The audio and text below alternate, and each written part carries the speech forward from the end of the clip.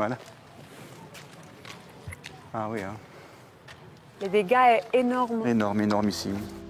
Deze directeur heeft niet geslapen vannacht. Gisteren was hij tot 9 uur 's avonds op school, nota bene voor een infoavond over de bewuste lessen seksuele opvoeding. Nog geen 2 uur later kreeg hij telefoon. Zijn school stond in brand. Je pense qu'ils sont arrivés, ils ont vu qu'on pouvait mettre le feu là-bas. C'est un coin un peu plus sombre. Et hop, on a bouté le feu. Et vous avez pensé quoi à ce moment-là? Encore une école. C'est pas la première sur la ville de Charleroi, malheureusement. Pourquoi est-ce qu'on s'en prend aux écoles? On n'en sait rien, puisque c'est pas vraiment le lieu où on peut mettre le feu. C'est quand même un havre de paix pour les enfants et de sécurité. Donc j'ai trouvé ça scandaleux. On est tous en rage à l'école. Vanochtend brachten Paul Magnet, de burgemeester van Charleroi, en onderwijsminister Caroline Desir een bezoek aan de getroffen scholen. In de meeste scholen was graffiti aangebracht met leuzen tegen het nieuwe EVRAS-decreet over seksuele opvoeding. In deze school niet, maar met 8 getroffen scholen op 3 dagen tijd is het nogal moeilijk om hier geen verband te zien.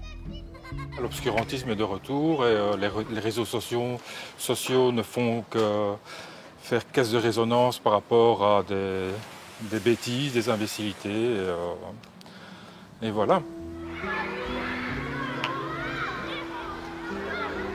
Qui a fait ça? Des garçons, des méchants. Et pourquoi?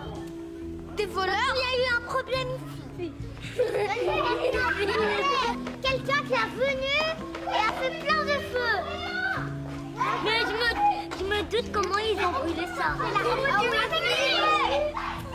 On va les arrêter.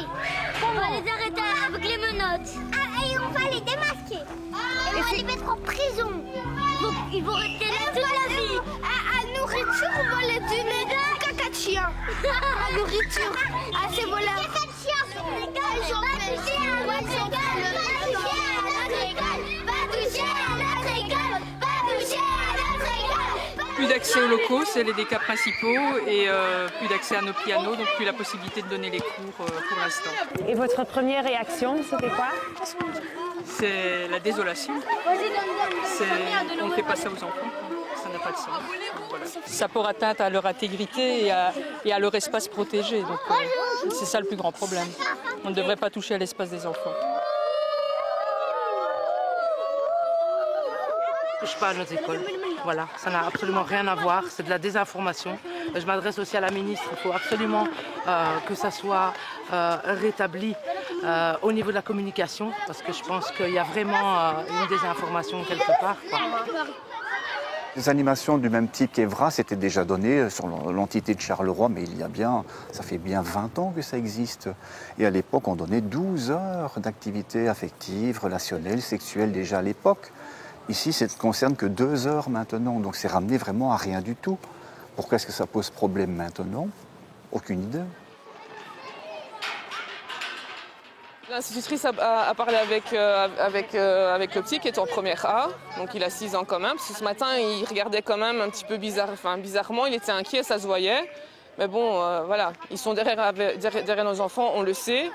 Et voilà, surtout quand on est petit comme ça, on ne comprend pas non plus pourquoi notre école, pourquoi l'école, qu'est-ce qui se passe ici et ça. Surtout que c'est des adultes, enfin je pense. Bon courage à vous quand même. Hein.